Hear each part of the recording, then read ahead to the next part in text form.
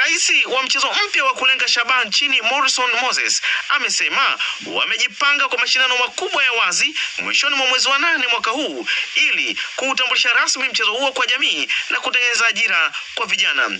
Moses amesema wamepanga kufungua milango ya ajira na kukuza vipaji vingi kupitia mchezo huo mpya ambapo utaleta taswira mpya ya michezo nchini. Tunatarajia mwezi wa 8 ambapo ndo tuanze vizuri, lakini vile vile tumeshaongea na baraza la michezo ya majeshi BAMATA.